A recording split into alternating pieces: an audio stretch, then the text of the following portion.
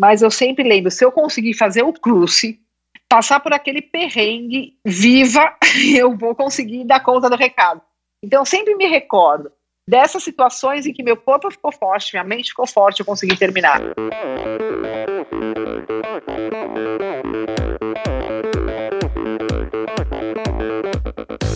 Oi, eu sou a Fernanda Keller. Eu sou o João Amoedo. Sou Poliana Kimoto. Aqui é o Murilo Fischer. Aqui quem fala é Ronaldo da Costa. Olá, sou Henrique Avancini. E esse é o Endorfina Podcast. Endorfina Podcast. Tamo junto, hein?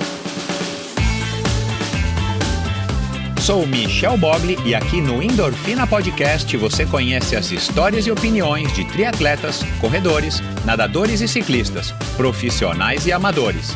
Descubra quem são e o que pensam os seres humanos que vivem o esporte e são movidos à endorfina.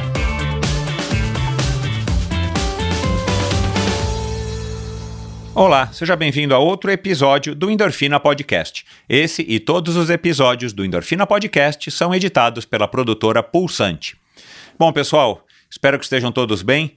Aos poucos, a pandemia, vai deixando a gente... permitindo, de alguma maneira, a gente a ter uma vida talvez um pouco mais próxima do que era antes da pandemia. E para você que tem acompanhado o Endorfina aí desde o começo do ano ou antes, sabe que eu vinha dizendo que o ano de 2020 seria um ano muito especial para o Endorfina. Eu estava prevendo e continuo prevendo ainda algumas novidades. Estava prevendo aí muitos convidados especiais, principalmente. E claro, com a pandemia eu acabei soltando aí 2 episódios por semana, você já está sabendo disso. Se você está chegando hoje, você não sabe, mas vá lá, todos os episódios estão no seu agregador de podcasts de preferência, nesse mesmo local onde você está ouvindo o episódio de hoje. Então aí durante 4 meses, acho que 4 meses eu soltei 2 episódios semanais e isso deu uma vazão muito grande, aí um número enorme de convidados e claro, muitas histórias inspiradoras, muitos exemplos de personalidades diferentes que têm em comum o esporte e todas as qualidades, todas as virtudes e todas as características que o esporte traz para a vida de um indivíduo. Então muitas coisas legais e agora recentemente, em agosto, voltei com um episódio semanal, mas... o nível dos convidados, não é que só sobe, mas o nível dos convidados se mantém super alto e tem gerado aí bastante reações positivas e para mim, como eu sempre digo, tem sido aí uma grande viagem a possibilidade de ter conversado, de estar conversando com todas essas pessoas, muitos amigos e muitas pessoas que eu vim a conhecer no trajeto aqui, no meu percurso aí nesse projeto do Endorfina. Então, para mim tem sido um prazer. E agora os últimos convidados, particularmente as últimas convidadas, porque já faz tempo que eu estou gravando aí, coincidentemente com mulheres, tem me trazido aí uma visão, uma experiência aí muito bacana e principalmente muita motivação, muito aprendizado e muita história.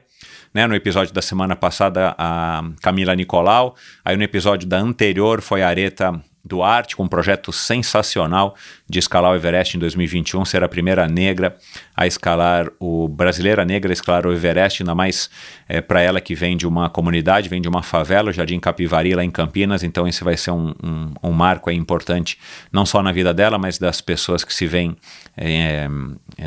refletidas na imagem da própria Areta e principalmente para todo mundo aí que ouviu o episódio, que conhece a Areta, que sente a energia e a vibração que tem essa mulher. E depois, antes disso, só para citar esses últimos 3, foi a Mariana Chevalier, uma adolescente, finalzinho da adolescência, que acabou de atravessar aí no mês de julho o Canal da Mancha, com 16 anos e 8 meses e bateu um papo aqui bem legal comigo.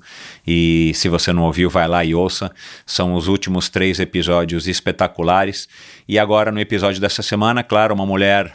novamente, você já sabe, a Gabriela Mansur, que é a irmã do Antônio Mansur, que já teve aqui 2 participações no Endorfina Podcast, inclusive uma no começo da pandemia, onde ele fez ele se propôs um desafio de ficar 24 horas praticando triatlon ininterruptamente indoor, foi bem no auge da pandemia, e aí no dia seguinte, 2 dias depois, eu gravei um episódio especial com ele.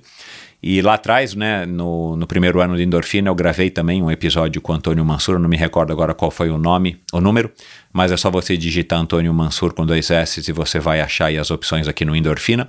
E agora, finalmente, consegui gravar também com a Gabriela Mansur. Essa gravação foi feita ainda em julho, a gente estava no comecinho de julho, já faz um tempinho, e eu peguei a Gabriela aí num dia bacana, onde a gente conseguiu bater um papo bem legal sobre a história dela, principalmente a luta, o propósito de vida dela. Ela usa o esporte sim como uma ferramenta também para desestressar, também para gerar ideias, também para dar uma saída da rotina que ela vive, que é uma rotina escolhida, mas é uma rotina muito dura, uma rotina muito pesada, uma rotina de luta contínua 24 horas por dia. Ela fala isso aqui no episódio, de luta aí pelo direito das mulheres, sem ser piega, sem ser feminista ao extremo. Ela também, a gente fala um pouquinho a respeito disso, né? E foi um bate-papo interessantíssimo, né? E claro, além dela ser irmã do Antônio Mansur, que é um ídolo para ela e que é uma referência dentro do esporte.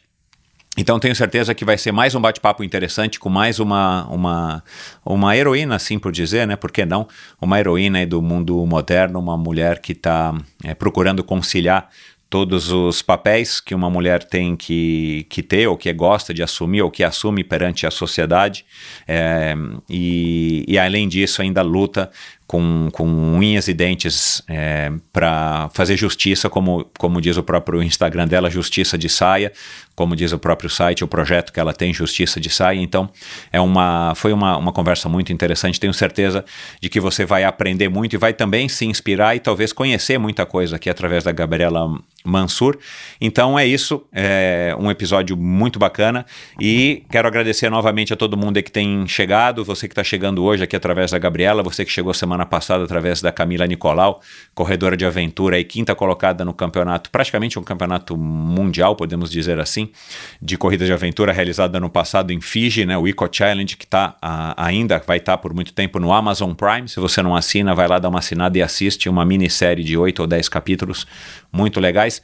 E obrigado a você que tem apoiado Endorfina. Apoiar significa clicar no botão assinar ou seguir, que você acha aqui nesse mesmo agregador de podcast. Isso me ajuda muito. Apoiar significa levar o Endorfina para os seus amigos, seus colegas, seus parentes, para pessoas esportistas ou não, que acreditam na ferramenta transformadora do esporte ou que ainda não sabem e que podem ter contato com histórias inspiradoras e motivadoras para assim transformar a sua vida, para assim inspirá-las a se tornarem pessoas melhores e acharem aí e terem melhores opiniões sobre as coisas que acontecem na nossa vida. Enfim, esse é um dos propósitos, claro, do Endorfina. Você que acompanha o Endorfina aqui faz tempo, você sabe. Obrigado também a todos os apoiadores do Endorfina, que são as pessoas que vão além, que conseguem apoiar financeiramente com uma quantia mensal o Endorfina. Então, muito obrigado. Se você não sabe como é que faz ou do que se trata, vai lá no meu site. Aliás, site novo, está no ar desde a semana passada.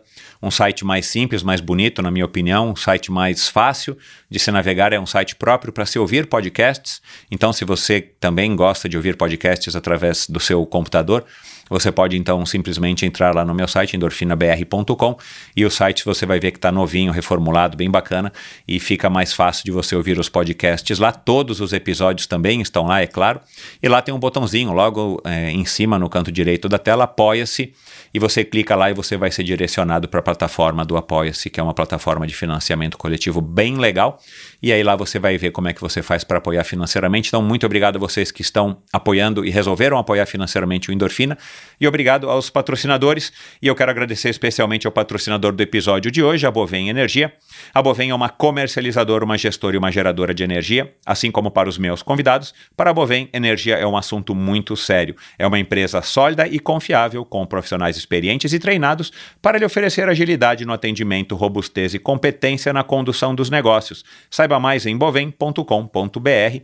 De energia, você já sabe, a Bovem entende. E o Endorfina apoia a iniciativa do Mosqueteiros do Esporte, um site de patrocínio coletivo de atletas. Incentive um jovem atleta profissional e receba ainda de quebra descontos em diversas lojas e prestadores de serviço. Seja você também a diferença na carreira de um jovem talento. Siga Mosqueteiros do Esporte no Facebook, Mosqueteiros do Esporte no Instagram e no site mosqueteirosdoesporte.com.br você fica sabendo os detalhes do projeto, como que você faz para apoiar e principalmente quem são as feras, as jovens feras, os jovens talentos que estão lá aguardando aí um apoio, um empurrão extra para poderem de fato aí poder está se dedicando exclusivamente ao triatlon, ao judô e quem sabe serem aí grandes campeões ou se tornarem campeões ou realizarem grandes sonhos e conquistarem medalhas aí pelo Brasil. Então dá uma olhadinha lá, uma iniciativa muito legal. E agora vamos então para mais um bate-papo legal, um bate-papo diferente, um bate-papo interessantíssimo com uma mulher super inteligente. Vocês vão ver aqui na apresentação o perfil aí, o currículo, um breve currículo da Gabriela. É uma mulher aí de fato poderosíssima. Vamos lá. Ela foi considerada pela revista Forbes de 2019 como uma das mulheres mais poderosas do Brasil. Há 17 anos atuou como promotora de justiça e se especializou na prevenção e combate à violência contra a mulher. É uma das idealizadoras da lei municipal que torna obrigatório o curso de ressocialização do autor da violência contra a mulher em Taboão da Serra. Coordenou por 6 anos o primeiro núcleo de combate à violência doméstica e familiar contra a mulher do Ministério Público de São Paulo, na região da Grande São Paulo. E também atualmente é uma das integrantes do Grupo de Atuação Especial de Enfrentamento à Violência Doméstica do Ministério Público do Estado de São Paulo.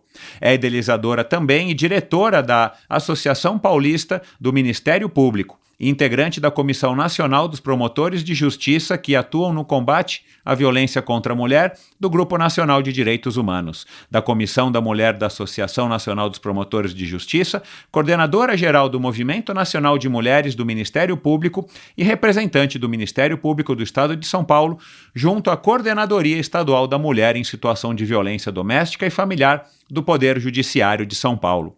É idealizadora de vários projetos voltados ao empoderamento feminino, prevenção e combate à violência contra a mulher. Seu trabalho e atuação são referência no país, o que a fez ser homenageada em 2018 com o Prêmio Trip Transformadores. Interpermeando todo esse extenso currículo de luta pelo direito das mulheres está o esporte. Nas poucas horas que lhe sobram, ela procura manter-se saudável e sã, praticando a corrida e utilizando-se dela também como ferramenta para divulgar o seu propósito de vida. Já correu diversas meias maratonas, 3 maratonas e participou 2 vezes da famosa El Cruce de Los Andes.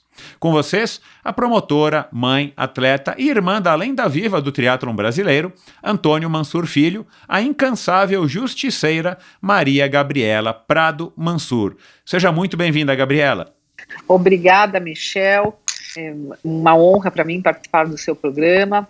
Admiro aí todo o seu trabalho como jornalista agora e também todo o seu empenho como atleta. Legal, Gabi, obrigado. E para mim está sendo uma honra. Sabe que você é a mulher mais... Já recebi várias mulheres poderosas aqui, hein? Mas você é a mais poderosa, hein? Ah, imagina, não tem essa de poderosa não, eu sou dedicada. Dedicada. Legal. O Gabi, as pessoas te reconhecem mais como uma promotora, uma defensora dos direitos da mulher, ou você ainda é reconhecida como a irmã do Antônio Mansur Filho? Depende do lugar. Se for lá no fórum, ele que é o irmão da Gabriela Mansur. Agora, se for no esporte, com certeza eu sou a irmã do Mansur. Não tem como ser diferente, porque ele realmente é um cara brilhante, um atleta muito dedicado desde pequeno. Nós sempre acompanhamos a disciplina dele, que é um exemplo para todos nós da família. A gente morre de orgulho dele.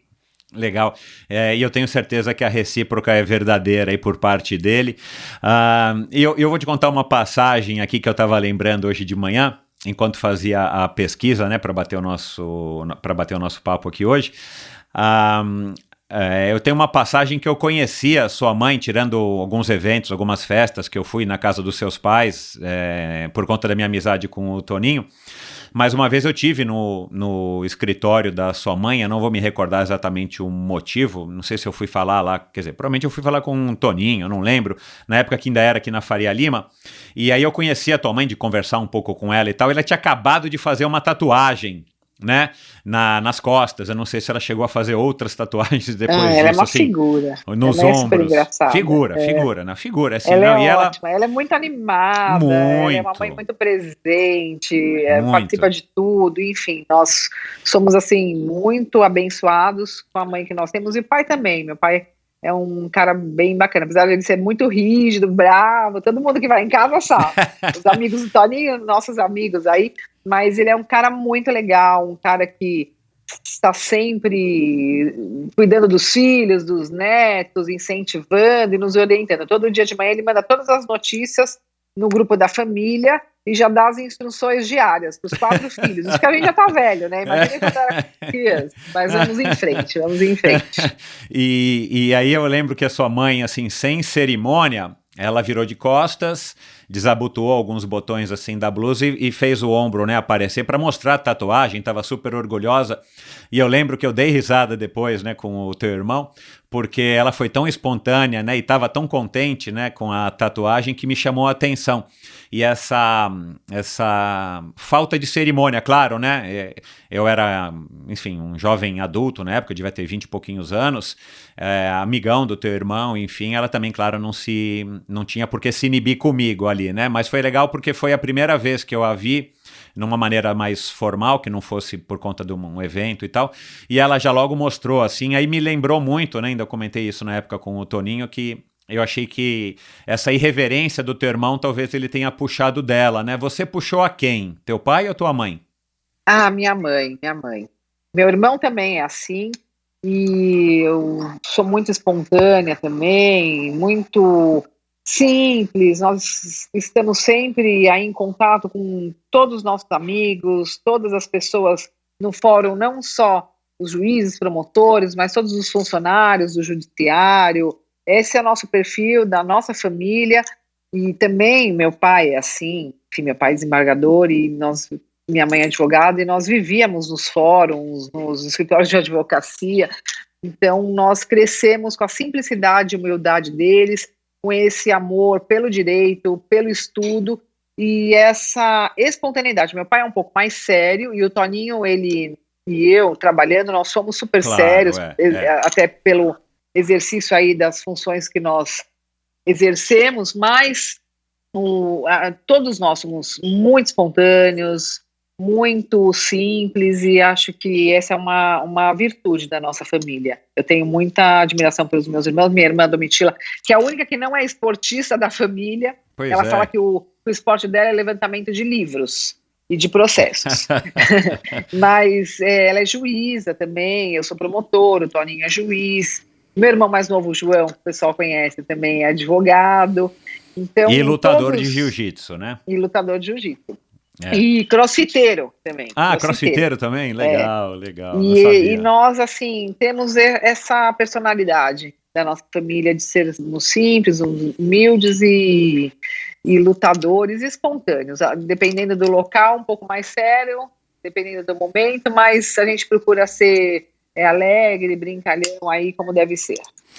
Ô Gabi, isso mais ajuda ou mais atrapalha na sua carreira? O quê? Ser assim espontâneo, ser, enfim, um pouco mais extrovertido. Tudo bem, eu entendo. Até conversando com o Toninho aqui no podcast, ele já participou 2 vezes, ele é diferente de quando a gente conversa fora da gravação. Sim. Ele se coloca de uma maneira, claro, um pouco mais séria, né? Porque ele é sempre todo brincalhão e tal. Mas eu quero dizer assim, o jeito de vocês serem mais simples, mais diretos e tal, isso que vocês herdaram, né? Que você está dizendo que herdou da tua mãe. Isso acaba sendo, de vez em quando, um problema na tua vida profissional, que você tem que se segurar muito, tem que ser um pouco mais recatada no sentido, né, até da posição que você ocupa. Não? Não, eu primeiro que eu, assim, discordo de ter que ser mais recatado. Eu sou como feminista, como defensora dos direitos das mulheres, essas expressões bela, recatada e do lar, elas não me atraem nem um pouco. Entendi. E eu procuro deixar as pessoas lutar pela liberdade das pessoas, para que elas sejam o que elas quiserem ser, homens e mulheres. Eu acredito que o direito à liberdade é o nosso direito mais caro e mais fundamental que está previsto na nossa Constituição. E eu acredito, Michel, que as pessoas elas devem ser do jeito que elas são.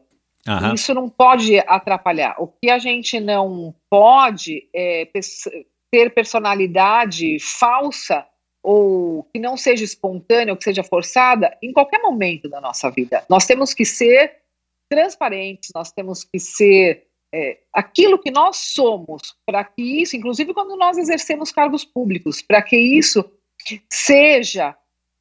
crie uma confiança da sociedade no seu trabalho. Então, eu acredito que a minha personalidade, ela é da mesma forma, todos os lugares, ambientes que eu circulo e que eu exerço minha profissão ou também na minha vida pessoal. É claro que nós temos aí a liturgia do cargo, nós temos a questão hierárquica e também o peso e a responsabilidade de exercer esse tipo de cargo. Então, nós não mudamos a personalidade, mas nós sabemos em quais lugares nós podemos ser mais espontâneos ou não. Então, em audiências, em júris, eu fiz muito tempo tribunal do júris aí de crimes dolosos contra a vida, homicídios e feminicídios. Então, nós temos que saber se posicionar e se comportar de acordo com a necessidade do momento, do ambiente e da situação.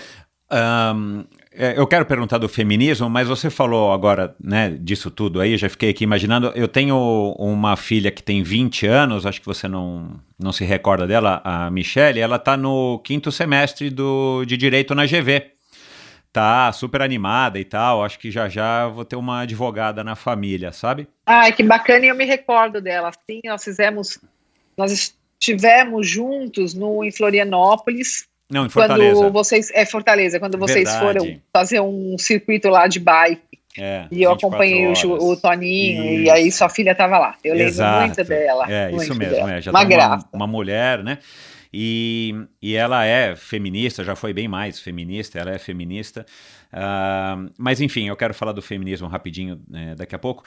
Como é que você, né, minha curiosidade aqui, como é que você vai aprendendo a se comportar perante todas as situações que você acabou de descrever, que você viveu aí, né, só uma partezinha da tua história, nesse sentido de estar, né, enfim, sabendo de fato se ter essa compostura, não sei se é assim que se fala, perante todas as situações de um tribunal, de um júri e tudo mais. No direito se aprende isso ou não? Isso se aprende na prática mesmo, desde quando você está na faculdade, a hora que começa a analisar e a hora que você sai, né? E, enfim, se forma e consegue a sua carteira da OAB e começa a atuar. Onde é que se aprende a ser um bom juiz, a ser uma boa promotora? Bom, não sei se eu vou conseguir responder essa sua pergunta, porque se comportar, eu não sei se eu concordo, enfim. Mas o que eu acho se comportar é o seguinte, no sentido assim, como é que você... Porque uma coisa é você ser um bom... não, eu entendi. Você é uma boa entendedora da lei, né? Você passa na OAB, você sabe tudo sobre, enfim, os processos, as leis e tudo mais, mas como é que você aprende a ter esse comportamento, a atuar de fato, né? Saber se posicionar, eu não sei como é que é a palavra. Não, entendi. Por isso que eu falei, não sei se eu vou conseguir responder aí do jeito que você quer, mas vamos lá. Eu acredito, Michel, e eu sempre falo muito isso, que existem cargos, existem profissões que as pessoas são vocacionadas para isso. E quando a pessoa ela é vocacionada, é natural o comportamento dela, a atuação dela, com muito bom senso. Parece que você nasce para aquilo. Então, você, ao longo da sua vida, vai desenvolvendo mecanismos de adaptação, de expertise e de trânsito nesses ambientes que você circula por conta da sua profissão. Então, eu, como eu te disse, nasci nos fóruns, faculdades de direito, nos escritórios por conta aí dos meus pais. Meu pai, ele era advogado, depois ele estudou para juiz, nós acompanhamos ele estudando para juiz, e depois nós acompanhamos a vida dele na carreira inteira, na carreira da magistratura, aí praticamente 38 anos de magistratura. Nós temos também a minha mãe, que estudou quando já tinha os 4 filhos, ela ia para a faculdade de Direito, muitas vezes nós íamos com ela, então nós acompanhamos tudo, ela estudando, passando na OAB, trabalhando no escritório de advocacia do Dr. Edevaldo Alves da Silva, depois ela abriu o escritório dela, nós trabalhamos todos os filhos com a minha mãe, e depois fomos aí se dedicando aos estudos para passar nos concursos públicos. Então eu acredito que eu nasci promotora de justiça, meus irmãos nasceram juízes, e o João, o irmão mais novo, nasceu advogado. É algo muito natural da nossa parte. Então, assim, os exemplos dos nossos pais, a nossa vocação, dedicação e o amor pela profissão. Acho que tudo na vida é questão de bom senso. Quando você exerce uma profissão com vocação, com dedicação, e aquilo se torna uma missão de vida, você desenvolve o bom senso para saber atuar de acordo com a necessidade do momento, das circunstâncias e dos ambientes. Bacana. É claro que a gente erra, né? Exato, sempre, não, sim. Enfim, eu já tomei aí alguns reveses.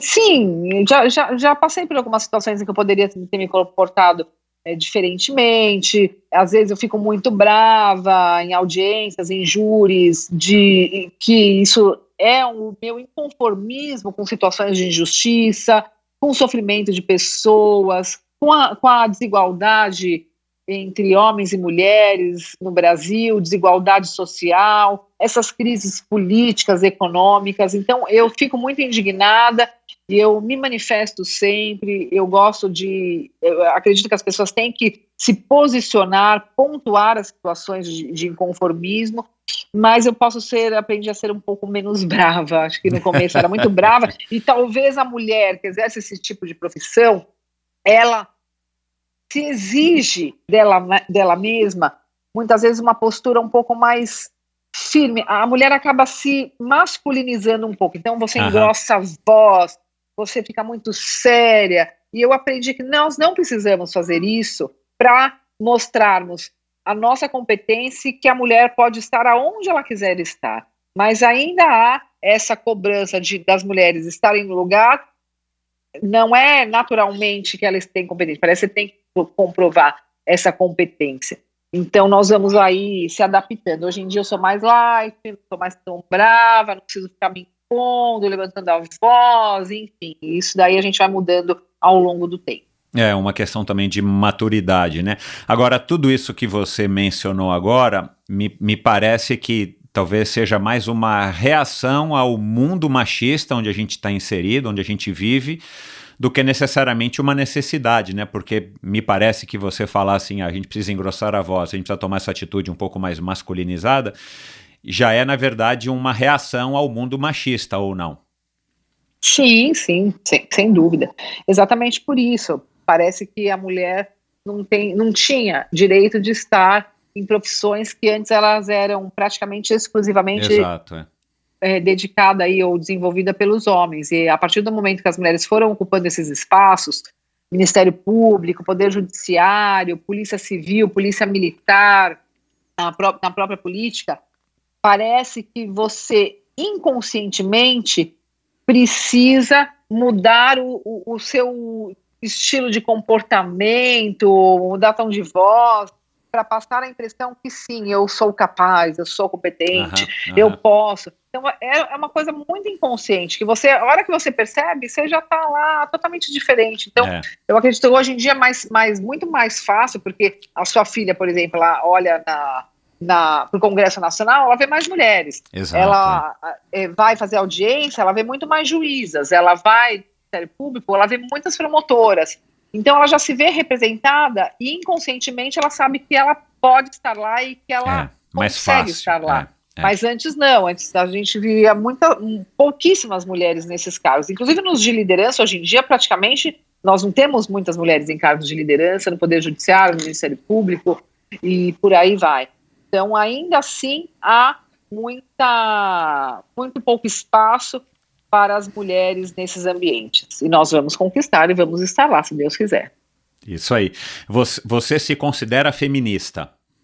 Sim, eu me considero feminista, mas eu sempre falo o seguinte, não é o feminismo que as pessoas querem, é o feminismo que eu quero. É o feminismo que não me rotula, que não me impõe estereótipos, que não me impõe condições. Para mim, o feminismo é a luta pela defesa dos direitos das mulheres. Não tem nada a ver com a minha personalidade, com as minhas características físicas, com o modo que eu me visto, se eu sou ou não vaidosa. Não há essa censura no meu feminismo. Eu acredito que o feminismo é a liberdade de fazer escolhas e lutar pelo que você quiser. Isso. E entender que você pode, se quiser, levantar essa bandeira para defender não só os seus direitos como mulher, mas também o direito de outras mulheres. Legal. É um feminismo mais puro e livre desses enquadramentos, dessas talvez subcategorizações que a gente pode dizer do feminismo, né? Porque tem tipos de feminismo que são até radicais demais, tipo, sei lá, né? Eu já ouvi, tipo, eu não quero que o homem abra a porta do carro para mim porque eu consigo abrir a porta do carro, sabe? Coisas desse tipo que... Mas você sabe que isso daí de abrir a porta do carro, eu entendo como uma gentileza. Mas por que há esse clichê? Porque muitas vezes o que nós não queremos, que essa gentileza vire uma troca de favores. É isso que nós não queremos, e que nós tenhamos que pagar de alguma forma um favor que nos é feito por conta aí dessa atitude. Do gênero, por conta do gênero, certo. Masculino e feminino.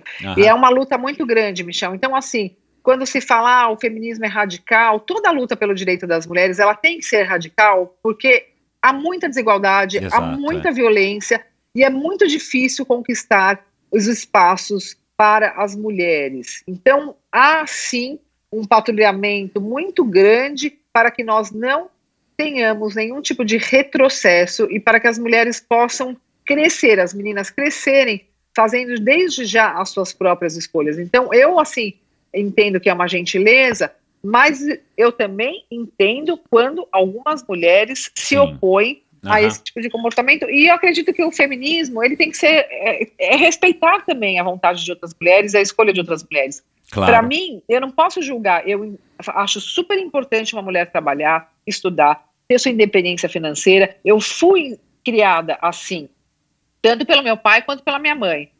Mas eu respeito as mulheres que fizeram pelas suas escolhas a opção de não trabalhar, a opção de ser dona de casa, de cuidar da família, de se dedicar para isso, desde que tenha sido uma escolha dela. Então eu não vou julgar essa mulher, mas eu sempre advirto e alerto que a maioria das mulheres que não conseguem pedir ajuda, sair da violência, denunciar o agressor, são dependentes economicamente dos homens. Então eu acredito o seguinte, a partir do momento que a mulher tem as informações, a conscientização dos seus direitos e ela faz uma escolha, ok, mas não há nenhum tipo de julgamento se a mulher é A ou B, C, se ela quer ser casada, se ela quer ser solteira, se ela quer ser mãe, se ela não quer ter mãe. Esse é o feminismo que eu defendo, é a liberdade das mulheres fazerem escolhas sem julgamento, sem julgamento.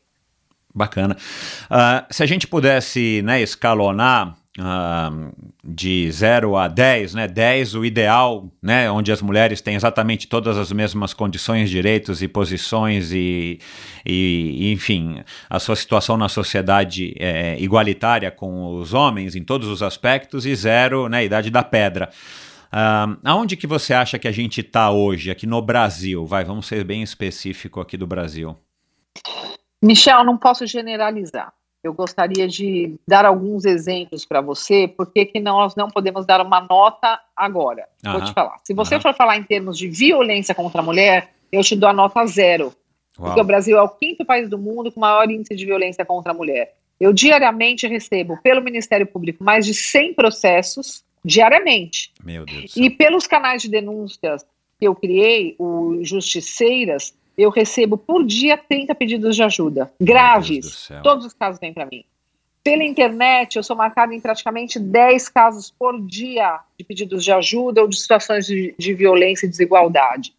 Agora eu também no Conselho Nacional do Ministério Público, na recém-criada Ouvidoria das Mulheres, a convite do Procurador-Geral da República, Dr. Aras, onde nós também recebemos lá praticamente 20 denúncias por dia. Meu Deus então do céu. é um número alarmante, e isso porque nós sabemos que 50% dos casos de violência contra a mulher no Brasil são subnotificados.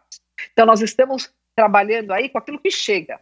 Exato, E o Brasil, com aquilo que chega, é o quinto país do mundo com maior índice de violência. Imagine se nós formos contabilizar os casos que chegam. Nós seríamos, sem dúvida, o primeiro país do mundo com maior índice de violência contra a mulher. Então, a nota é 0. Em termos de espaços de poder e liderança, nós avançamos muito. Nós temos aí algumas mulheres na liderança do Judiciário, a ministra Carmen Lúcia e a ministra Rosa Weber, no STF.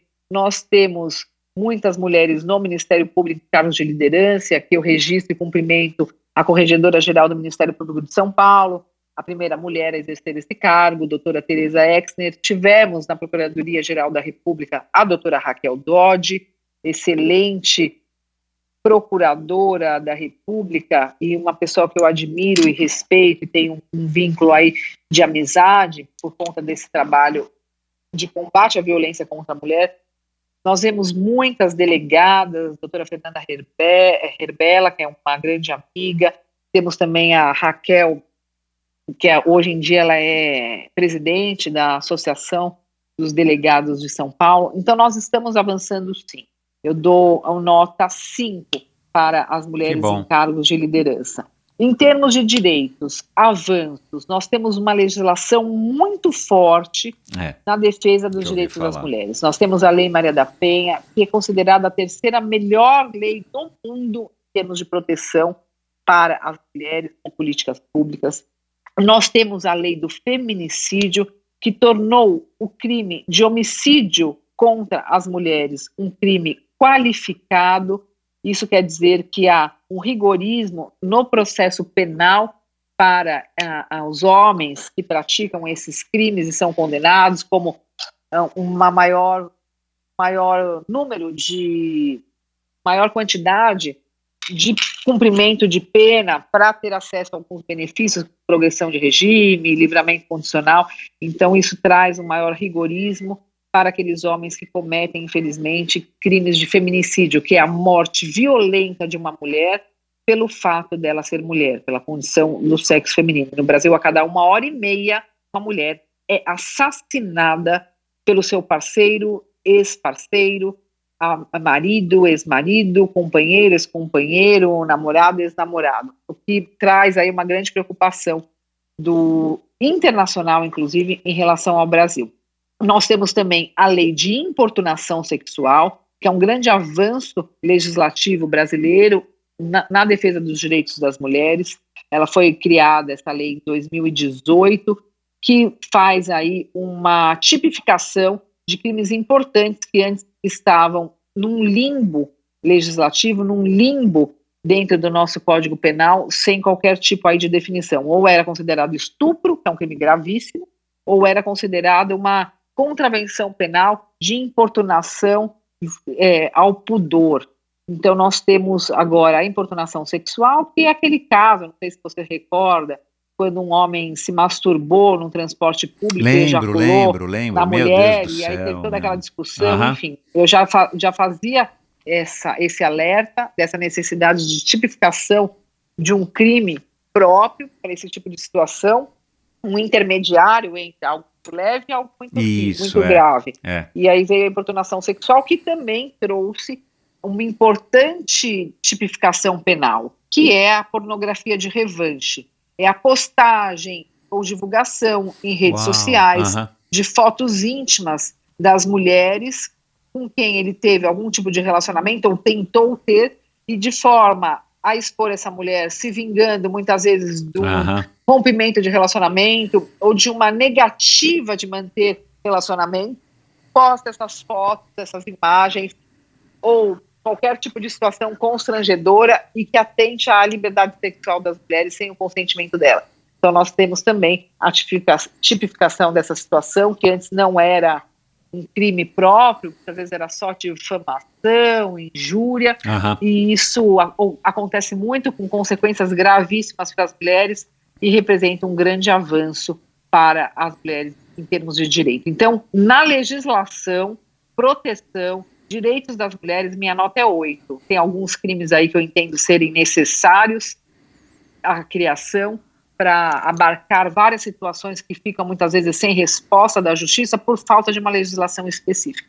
Mas eu gosto muito das normas, dos direitos que nós conquistamos e da nossa legislação para a defesa das mulheres. Então, minha nota para a legislação é 8. Eu não sou tão pessimista. Você vê 0 em termos de violência, 5 mulheres em cargos de liderança. Ótimo, e conquista de espaços, acesso a tudo, ao esporte, nota 5 e 8 eu para a legislação e todos os instrumentos de defesa dos direitos das mulheres no Brasil. Legal. Gabriela, você tem que ser otimista, né, nessa tua profissão, porque senão você não consegue exercê-la, né? Também deve ser uma condição natural ou não? Não, eu sou muito otimista em tudo. Eu sou não só otimista, como eu sou uma sonhadora, eu sou muito idealista, eu luto muito. Tem dias que a gente pensa, assim, em desistir, mas eu sempre tenho algum motivo para acreditar que aquilo vai dar certo, que nós vamos conseguir superar obstáculos e ir em frente. Aliás, o que me trouxe isso, esse otimismo, essa vontade de ir em frente, de não desistir, de superar obstáculos, foi o esporte. Eu acho que claro, o esporte é a minha grande alavanca e o meu porto seguro para eu ficar firme aí, em que pese um dia a dia muito difícil, casos muito graves, tristes, de estupro, de assassinato, de violências, de abusos sexuais. Aí quando eu fiz o caso do João de Deus, fui a primeira promotora a receber as denúncias, eu fiquei muito abalada emocionalmente, de uma forma assim, extremamente preocupante, porque eu trabalhava aí, sei lá, acho que 15, 16 horas por dia ouvindo vítimas sobre abuso sexual, abusos muito graves, e eu não tinha tempo de correr, porque eu começava às 8 da manhã e saía do Ministério Público às 10 da noite.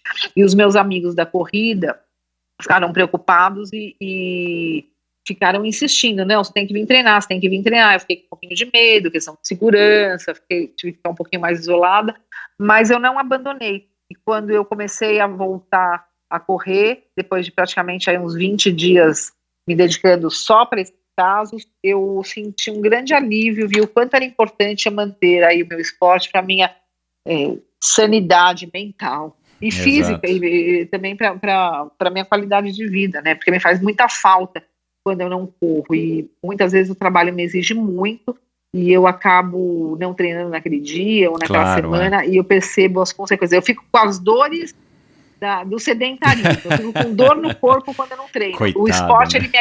ele alivia as minhas dores da alma e as minhas dores físicas.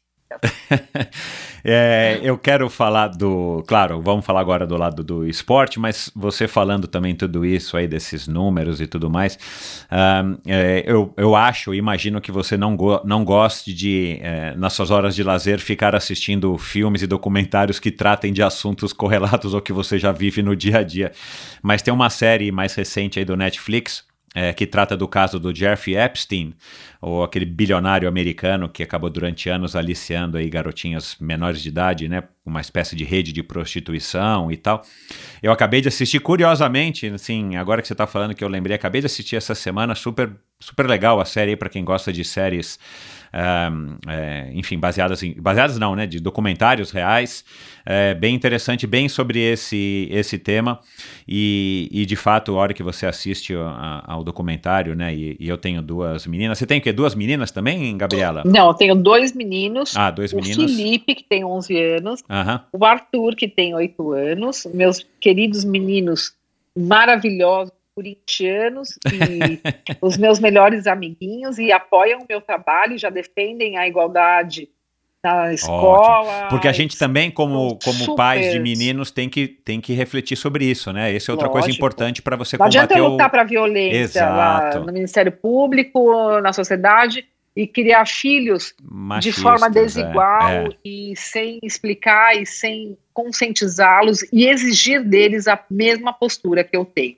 Então, eles sabem que não tem brincadeira, eles sabem que deve haver um grande respeito com todas as questões que no Brasil trazem aí um grande desgaste inconformismo e injustiça. A questão racial é muito importante, Claro. a questão da violência contra as mulheres e, óbvio, a pessoa ser sempre honesta e ser sempre humilde e generosa com outras pessoas. Então, é assim que eu quero que eles cresçam. E eu tenho a Camila, que tem 21 anos. Isso, um pouquinho mais que velha que a Mi. É a minha boneca linda, maravilhosa, super feminista, independente, não quer saber de direito. Ela falou que dessa geração ela bom. não vai dar continuidade, enfim. Mas ela é super bacana, é uma menina muito consciente, é mais ligada aí em moda, e eu apoio, eu quero que ela seja feliz. Não gosta de fazer esportes, mas eu estou tentando trazer ela para a corrida. Mas são meus 3 filhos, minhas 3 paixões da minha vida e para quem eu todo dia dedico o trabalho que eu faço. Bacana. Bom, você foi motivada a começar a fazer o esporte de uma maneira mais séria, e eu acho que a correr, né, através do Toninho, né? O Toninho treinava muito, né? E primeiro ele foi lutador de judô, depois ele foi jogador de futebol, ele era goleiro e eu ia com ele nos treinos, a gente sempre foi muito grudado e a gente sempre acompanhou muito o Toninho no esporte. No esporte, ele é um cara muito disciplinado e a gente brinca em casa que ele é um gênio, né? Porque o cara é muito inteligente. Enquanto eu demorei 4 anos para passar no Ministério Público, ele estudou 6 meses e passou na magistratura. Então, assim, não, estudou e treinou, né? Estudou treinando, quer dizer. Então, você né? pode ver como ele é. Ele sempre foi o melhor aluno da classe, o melhor esportista, enfim, ele é um nível que não dá para comparar, então é um caso à parte. Mas nossa, eu sempre gostei muito de esporte, eu sempre fui muito com ele nos lugares, e quando ele começou a fazer triatlon, eu fiquei encantada, eu ia com ele em algumas provas, eu falei, nossa, quero fazer isso daí. E aí eu comecei a correr, não consegui conciliar com o triatlon, e eu fiquei na corrida e gostei muito, e aí eu comecei a participar nos jogos jurídicos, das corridas, comecei a ganhar, me empolgar, e desde os 20 anos eu venho correndo aí ao longo da minha vida. Já tô com o joelho todo estourado, já tô com o tornozelo todo ferrado, mas eu sigo firme e forte nas provas, nos treinos, até onde der. Ô, Gabriela, não é da corrida, né? Você sabe que é do salto alto, né? Não, senhor, é da corrida sim. O doutor Pedro Pontin, que é meu médico aí do joelho, do tornozelo, ele sempre fala isso, quero ver, me manda uma foto do tamanho do seu salto. Eu falei, não vou mandar, eu vou mandar uma foto quando eu estiver correndo, para o senhor ver como eu estou correndo bem. E você sabe que eu estava treinando para uma maratona, era a maratona de Nova York, e eu estava saindo do fórum com o celular na mão, na correria que eu vivo, e eu não lembrei que tinha uma escada na minha frente. Eu simplesmente caí da escada, assim, praticamente de um andar para o outro, e eu quebrei o tornozelo. E eu liguei para o Dr. Pedro e ele falou, tá tudo bem? Eu falei, não, tá tudo mal, porque eu acabei de cair da escada e eu quebrei o tornozelo. Ele falou, não acredito, Gabi, todo mundo se machuca correndo há um mês da prova, da maratona, que ele estava me acompanhando, aí eu estava fazendo um treinamento super bom, primeira vez que eu consegui conciliar meus treinos com a fisioterapia, com a alimentação, com o trabalho, tudo bonitinho, porque a maratona de Nova York exige aí um preparo um pouco mais disciplinado, e aí eu caí, você acredita? E quebrei o tornozelo, tive que corpina, operar e tal. Então, desde esta fase, eu quebrei o tornozelo, eu nunca mais voltei a correr como eu corria antes. Eu fiquei com muita dor no tornozelo, aí começou a doer meu joelho, talvez porque eu tenha aí compensado, e aí eu vivo nessa luta aí, tornozelo, joelho, tornozelo, mas vamos indo, vamos em frente. E da onde que você,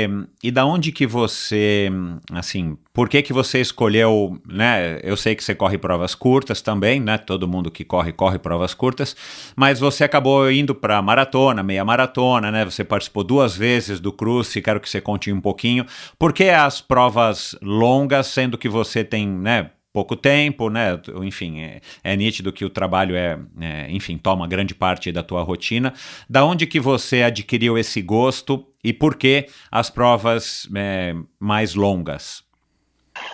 Foi uma consequência, desafios. Eu comecei a correr provas de 5 quilômetros, depois passei a correr as provinhas de 10 quilômetros, eu corria quase todas aí que tinha, me inscrevia, track and field, lá prova dos bombeiros, aquele circuito histórico, as provas lá da Adidas, e aí eu fui me dedicando e fui querendo correr distâncias maiores. Aí eu comecei a fazer meia maratona, aí eu me inseri muito com esse pessoal aí do esporte, fiquei muito amiga da Paula Narvaez, da Corre Paula, um beijo, Paula, minha querida amiga, da Débora Aquino, e aí elas já estavam começando a correr meia maratona, já corriam meia maratona, eu comecei a treinar com elas, pessoal do Marcos Paulo também, um beijo para a equipe do Marcos Paulo Reis, meu parceiro aí, meu mestre de corrida há muito tempo. Aliás, o Toninho foi um dos primeiros alunos do Marcos Paulo. Eu me recordo quando o Marcos Paulo chegava na porta da minha casa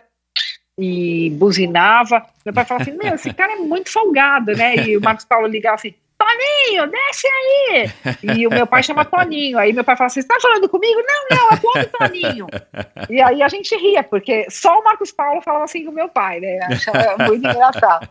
E eu acabei me empolgando com os treinos das outras pessoas e tendo esse desafio. Eu sempre falava, nossa, maratona não é pra mim, maratona não é pra mim, nunca vou fazer maratona, vou ficar só na meia, porque o treino é gostoso, você tem uma prova que você não sofre tanto. Exato, e ao longo do tempo você consegue melhorar muito o seu ritmo. E eu comecei a me desafiar, queria fazer meia maratona para menos de 1,30, eu consegui fazer 1,35, e aí eu comecei a treinar para maratona. E quando eu comecei a treinar para maratona, por um desafio, eu acabei me apaixonando também por longas distâncias, só que machuca, né?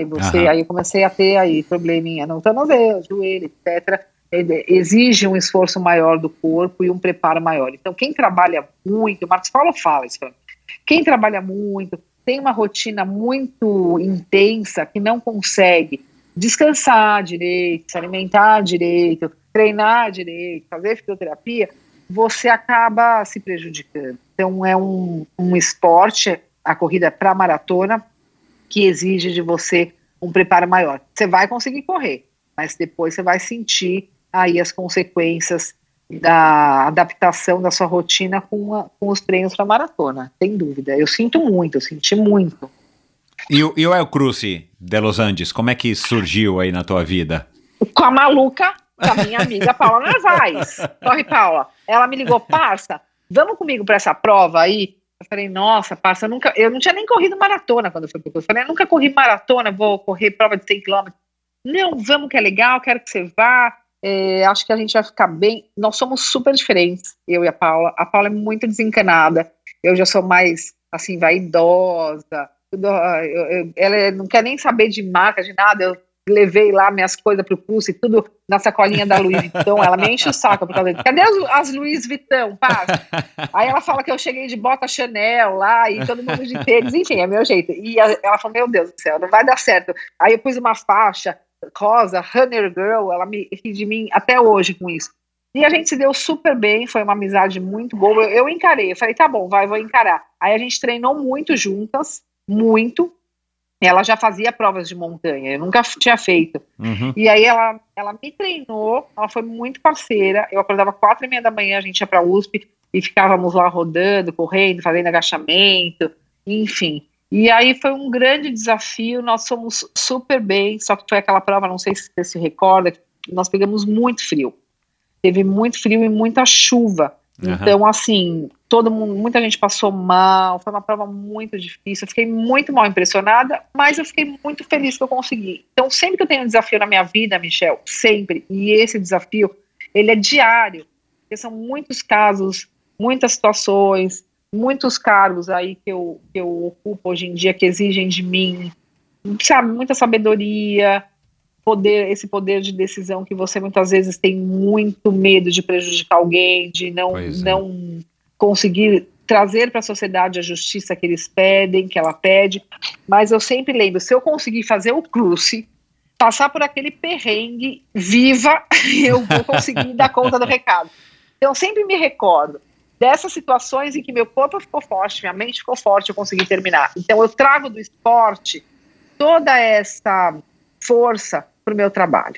Isso sem dúvida, sem dúvida. Por isso que eu não paro de correr. E eu me recordo que eu estava fazendo um júri certa vez, um júri muito difícil, de estupro e morte depois Meu da Deus menina. do céu, E havia policiais militares envolvidos, ou eram testemunhas, enfim, era um caso muito complicado, estava sendo ameaçada, as testemunhas estavam sendo ameaçadas, eu também estava assim, com um certo cuidado com o caso, e eu fiquei 17 horas em pé, fazendo júri, 17 horas, e eu vi que o advogado, ele estava muito cansado, eu falei, é nessa estratégia que eu vou me fixar. Ele está cansado e eu não estou cansada, porque eu tenho um preparo físico. Legal, eu corri uma cara. maratona e eu vou conseguir, com força e com muito fôlego e muita endorfina, eu vou conseguir sair desse júri com a sociedade vencendo, com a proteção das mulheres e com um julgamento digno para uma mulher que foi assassinada brutalmente. Meu Deus do céu. Não está mais aqui, mas a família está. A sociedade quer essa justiça. As provas eram muito ruins e eu consegui, pelo cansaço, que eu falei, o que eu vou fazer? Vou Venceu começar pelo a ouvir, cansaço. Vou começar a falar, não, quero ouvir de novo aquela testemunha. Não, mas só já ouviu. Eu tenho uma dúvida, eu gostaria de ouvir de novo aquela testemunha. E aí comecei a demorar no júri, usar essa estratégia. Eu vi que ele foi perdendo argumentos, ele começou a ficar cansado, eu consegui pegar ele em 2 provas que eu percebi que ele tinha, de alguma forma, não sendo fiel aí a essas provas do processo, e aí isso confunde o jurado, e quando o jurado fica confuso, ele com medo de cometer uma injustiça acaba absolvendo o réu. Então não podia deixar nenhuma dúvida em relação a isso. E eu lembro que foi nessa tentativa de estratégia da minha força física contra o cansaço dele que eu consegui reproduzir todas as provas e ganhar esse júri. Uau, meu, que estratégia legal, né, cara? E eu tava de salto, viu? 17 horas de salto. Não estava de tênis. Olha lá, se o doutor Pedro estiver ouvindo, ele depois vai fazer um comentário aí pra você. Como diz a parça, corre parça, ela fala, o parça Mansur, você tava de labutão? Eu tava de labutão, sim. Tava de labutão, que é o Lobutan, né? Essa com a sola vermelha. Sim. Que legal, que bacana. Você, como é que faz, né? Aí uma curiosidade de quem sabe um pai de uma futura advogada, quem sabe promotora e tudo mais.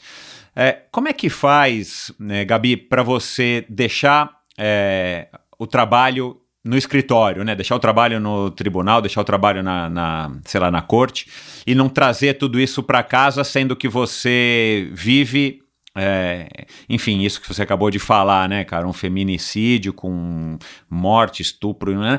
Cara, vocês deviam ganhar adicional de insalubridade, né, para ter essa profissão. Como é que você faz para deixar isso em casa e não trazer isso, né, para que isso acabe afetando o seu dia, ou não tem como? Não tem como. Não tem. Não, eu sou promotora 24 horas por dia, Michel. É igual médico, né? Não é que eu não consigo desligar. Eu não desligo porque eu tenho um comprometimento muito grande com a sociedade. Quanto mais você expande o seu trabalho, quanto mais impacto as suas atitudes têm perante a sociedade, maior a sua responsabilidade.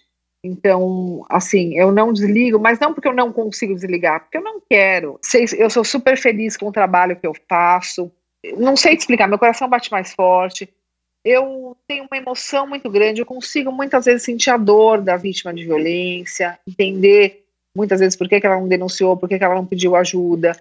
Fico preocupada com a proteção dessas mulheres, das meninas. Enfim, eu não desligo porque eu não quero. Não é que eu não consigo, eu não quero. E eu, claro, que não é que eu fico o dia inteiro ligada. Eu consigo separar muito bem as coisas. É óbvio que eu tenho uma rotina de trabalho muito intensa, sem dúvida, e eu tive vários prejuízos pessoais por conta disso. Eu me divorciei o ano passado, porque você até conheceu, a gente estava em Fortaleza juntos lá. E com meu marido, Dinho, meu ex-marido, infelizmente, é algo triste para mim, porque eu gostava muito dele, a gente era muito feliz, só que ele, assim, colocou para eu fazer uma escolha, ou essa rotina intensa de trabalho, ou eu. porque eu não quero mais uma mulher que trabalhe tanto, que esteja sempre conectada, que vá para cima e para baixo, que dê entrevista, que vai para Brasília, que viaja, que trabalha de final de semana. E assim, eu não podia abrir mão do meu trabalho, até porque eu sou muito feliz com o meu trabalho. Eu não podia fazer uma escolha dessas. E eu fui tentando diminuir e fui tentando levar. E chegou uma hora que não deu, porque eu também tinha acabado de fazer o caso do João de Deus, e eu estava com uma responsabilidade muito grande nas costas, não queria abandonar aquilo, não queria abandonar essas mulheres, não queria abandonar meus projetos, toda a minha luta de 20 anos, e nosso casamento acabou, assim, indo pro saco. E eu fiquei muito triste, e eu sou triste por conta disso, eu fico triste até hoje, porque gostava muito do meu marido e da minha família, mas foi uma escolha que eu fiz, né? E vamos seguindo. Então, assim, eu consigo separar, só que eu não consigo trabalhar menos. E eu tenho minha vida pessoal, eu tenho meu esporte, meus filhos, minhas amigas. Eu sou muito feliz e muito realizada. Então, assim, a gente, de final de semana, eu costumo não trabalhar. Abri essa exceção para você, viu, esse final de semana. Mas isso aqui não é um trabalho, vai. A gente está falando de coisas, enfim, né, da sua vida, né? Então, mas muito obrigado de qualquer forma, Gabi. Não, imagina.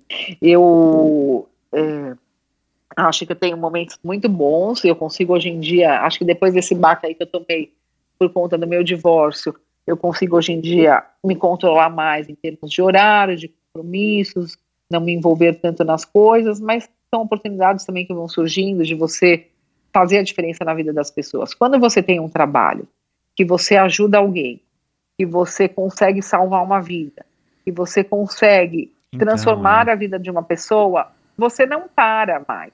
Se você tem esse propósito, essa missão e esse amor dentro de você, que é algo que a alma te chama para atuar, você não consegue parar. Isso é um vício. Ele falou, você é viciado em trabalho.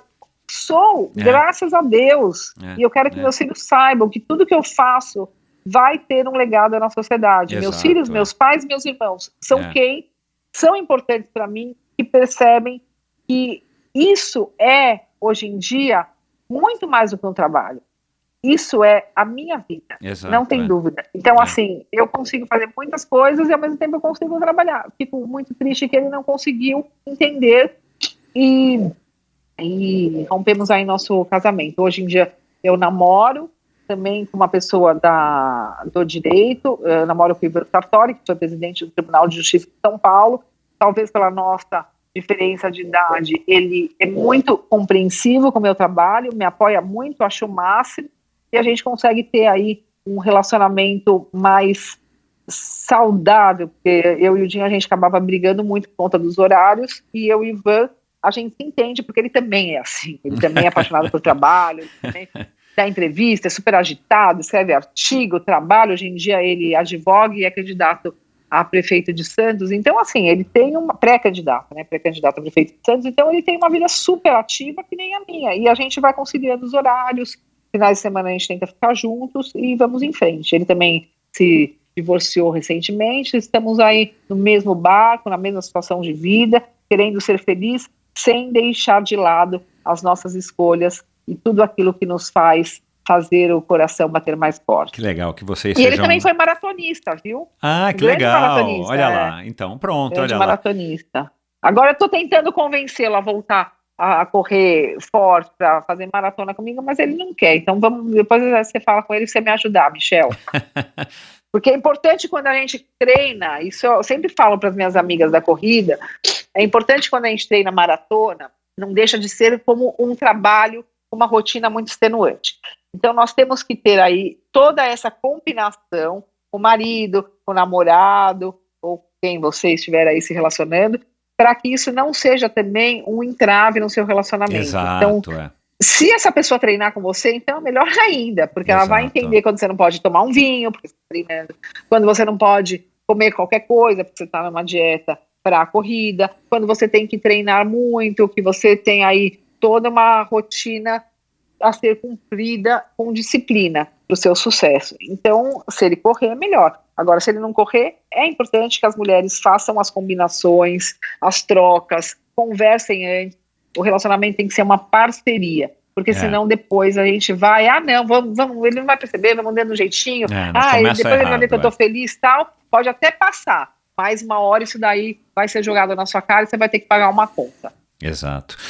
Durante as suas corridas, você acaba também pensando muito nessa coisa enfim, da tua rotina, né, dos julgamentos, do que você vai ter que fazer, também acaba sendo um momento individual, onde você está, né, quando você está sozinha, né, quando você está numa esteira, ou quando você está correndo aí na baleia, enfim, que você consegue até resolver, esclarecer algumas coisas na sua cabeça, até pessoais e tudo mais, ou quando você está correndo, você corre com música, você procura, tipo, também dar uma zerada, uma fugida aí dessa tua rotina maluca?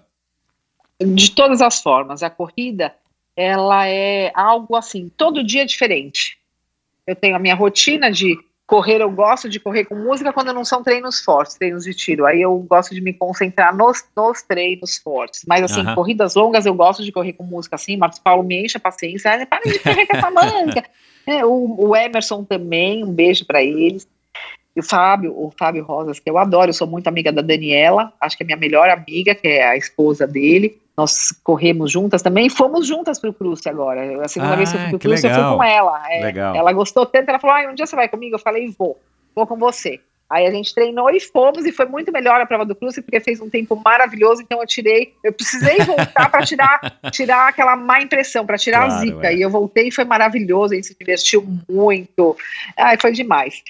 E aí eu falei, meu Deus, o que eu tô fazendo aqui de novo, né, dormindo nessa barraca, meu Deus, passando esse perrengue, treinando, feito doido, essa corrida é muito, muito tempo correndo, às vezes eu acho um pouco desorganizado o Cruce, mas com tudo isso é o máximo, então às vezes você não sabe quantos quilômetros vai correr aquele dia, eles falam, é 33 quilômetros, são 33 quilômetros hoje. Aí você corre 33 quilômetros e não chega nunca. Então aí você tem que correr 40. É muito cansativo, Mas eu gosto da rotina da corrida. Mas todo dia é diferente. Então tem dias que você não pensa em nada, tem dias que você relaxa, tem dias que você medita, tem dias que você curte a música e faz 1000 planos. Eu rezo muito enquanto eu tô correndo, é engraçado isso, que eu rezo muito, é o momento que eu rezo. Tenho várias ideias, até falei, nossa, eu queria um chip que pescasse todas as ideias que eu tivesse enquanto eu estou correndo, porque você tem ideias maravilhosas, depois você acaba esquecendo, porque passa aquela adrenalina e você esquece o que você pensou. Então, depende do dia, depende do momento, e para mim é sempre uma delícia que eu falo, o que está por vir hoje com a corrida? E aí nós vamos em frente, adoro. Legal. Ô, Gabi, para terminar, o que o esporte, se você puder resumir aí em poucas palavras, o que o esporte te trouxe, além de tudo isso que você já falou, né, dessa oportunidade, dessa ferramenta que você tem também aí de representar, né, o empoderamento feminino, é uma palavra que já está aí bem desgastada e tal, mas eu não encontrei aqui uma outra palavra para falar disso. O que o esporte mais te traz, que, enfim, que é uma coisa que eu imagino que você pretende continuar praticando aí por muitos e muitos e muitos anos? O esporte me traz saúde física e saúde mental, que para mim são as duas coisas mais importantes da pessoa. Ela tem que ter saúde física e saúde mental. Sem isso, ela não consegue seguir em frente nos seus objetivos e ter sucesso. O esporte me trouxe uma oportunidade de conviver com várias pessoas que eu não teria oportunidade se eu não fosse corredora. O esporte me aproximou, inclusive, da comunidade, a que eu agradeço a Neide Santos, do Projeto Vida Corrida, que é uma grande amiga minha, incentivadora, um exemplo para mim, não só de atleta, como de mulher, de líder, de força, de superação. Então a Neide, assim, ela é como se fosse uma pessoa da minha família, e ela me ensinou muito. E ela disse uma coisa que eu nunca me esqueço. Uma vez eu fiz um jantarzinho em casa para as minhas amigas da corrida, e a Neide foi. E aí ela chegou, entrou, e como a Neide é muito especial, e ela era a mais velha da turma naquele dia, e também ela ia apresentar um projeto pra gente, eu pedi para ela sentar na cabeceira, e ela sentou. E eu falei, Neide, agora fala, o que você tem para dizer para nós, tal, não sei o quê. Ela falou o seguinte, antes de falar, eu quero te dizer que eu nunca entrei na casa de alguém pela porta da frente, social, e nunca sentei na mesa, na cabeceira. Eu sempre comi na cozinha, porque eu nunca fui tratada como uma pessoa igual às pessoas que eu trabalhei. E aquilo me chamou muita atenção, porque eu falei, nossa, como pode? Como nós temos uma sociedade tão desigual e como uma pessoa tão especial se sentiu tão menor do que outra pessoa, sendo que ela é maior, não é melhor que ninguém, mas ela é maior de alma, de espírito, porque ela ajuda outras pessoas, ela ajuda a comunidade, ela faz muitas coisas boas. E ela falou assim, Gabi, nós somos iguais, a única coisa que separa as mulheres, ou me separa de você, é a ponte do Morumbi, porque ela fala, você mora de um lado da ponte, eu moro da outra, porque eu moro na periferia. E eu já fui na casa dela, já fui lá almoçar, já fui lá dar palestra no Capão Redondo, que é o bairro mais violento do estado de São Paulo. Então, assim, eu tive a oportunidade de aprender muito com a corrida, e mais, a aprender a ter sempre disciplina, foco, determinação e a certeza de que você pode mais, você pode sempre ir além, você nunca pode falar, estou com a sensação do dever cumprido, se você exerce um cargo público em que ainda tem alguma mulher sofrendo violência. Enquanto tiver uma mulher sofrendo violência no Brasil, eu nunca vou ter cumprido o meu dever, e eu sempre vou ter algo a fazer, e sempre algo terá que ser feito para salvar as mulheres, para diminuir esse índice de violência altíssimo que o Brasil ocupa no mundo e para fazer com que nossas filhas, Michel, a sua filha e a minha filha tenham muito mais facilidade para acessar os cargos que elas quiserem nas suas profissões e muito menos medo de ser atacada na rua por um homem ou de se envolver num relacionamento violento sem ter como pedir ajuda. Essa é a minha missão, essa é a minha contribuição para a sociedade brasileira, e o esporte, eu tenho certeza que é o meu maior alicerce. Que bacana, Gabi. Muito obrigado, parabéns por toda a tua trajetória, parabéns aí por toda essa luta, essa energia. De onde que vem essa energia, Gabi? Meu Deus do céu, cara, assim...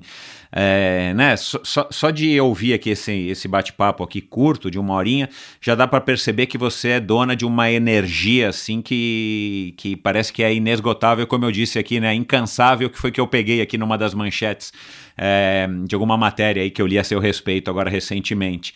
De onde você acha que vem? De onde que você tira essa energia toda? Eu sou da felicidade que eu tenho de fazer o que eu faço. Quando você se realiza com algo e encontra o seu caminho, você não cansa. Eu não me canso. É como se a gente... Sabe aquela frase clichê?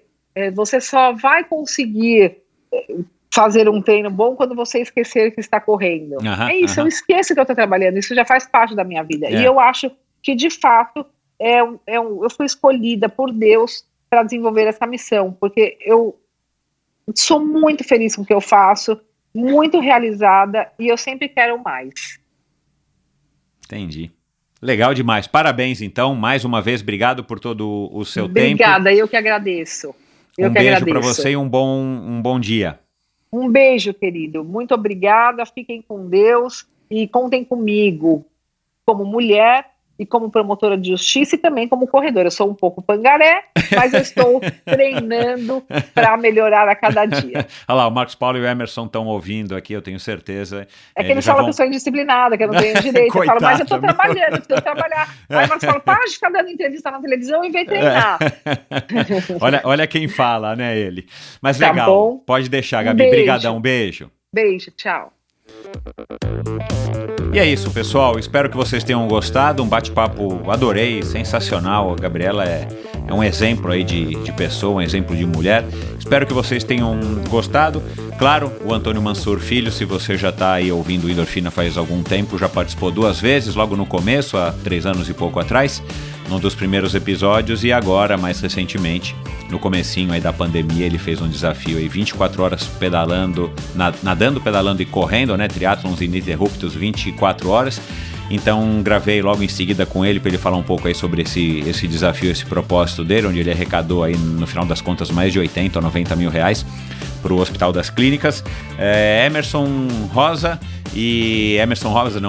Gomes, não Fábio Rosa, o Emerson Gomes e, claro, Marcos Paulo Reis já passaram por aqui, o Marcos Paulo 2 vezes, o Emerson acho que foi no final de 2018, enfim, vai lá dar uma ouvidinha e deem um alô para a Gabriela. Eu vou colocar aqui vários links no post do episódio de hoje, endorfinabr.com, para vários dos assuntos, para o site da Gabriela, para o Instagram da Gabriela.